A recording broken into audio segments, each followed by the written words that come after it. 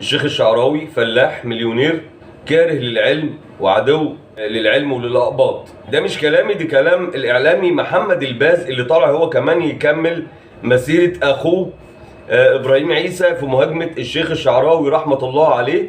طبعا كلنا سمعنا أو كلنا عارفين إن إبراهيم عيسى بقاله فترة كده ماسك الشيخ الشعراوي وعمال يقطع فيه، وعمال الشيخ الشعراوي كان كذا والشيخ الشعراوي كان كذا، وبيحاول بكل ما اوتي من قوه انه يشوه صوره الشيخ الشعراوي.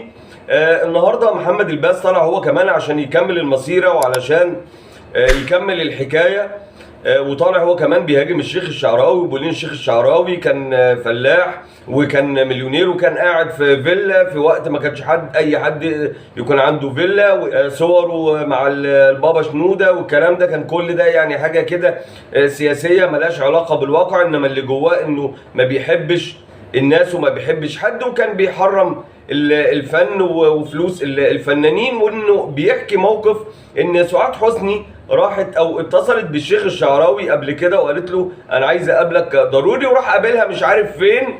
والفنانه سعاد حسني بتقول له انا عايزاك تساعدني، انا الست اللبيسه اللي شغاله معايا بتقول لي انا عايزه اسيب الشغل معاكي يا مدام سعاد علشان انت الفلوس اللي بتديهاني دي جايه من الفن، والشيخ الشعراوي بيقول الفن حرام. فهو قال لها ايوه يا سعاد الفن حرام وحرم فلوس الفن.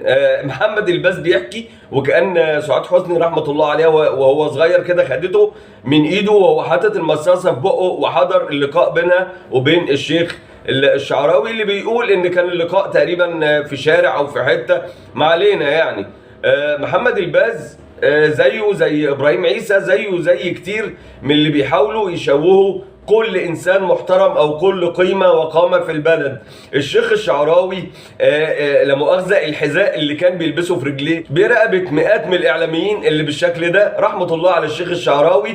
انتوا حاولتوا تشوهوه وحاولتوا تظهروه بشكل مش كويس، لكن مع الاسف انا مش عارف اقول لكم ايه، الناس اترحمت عليه وتذكرته. رحمه الله على الشيخ الجليل، وحسبي الله ونعم الوكيل.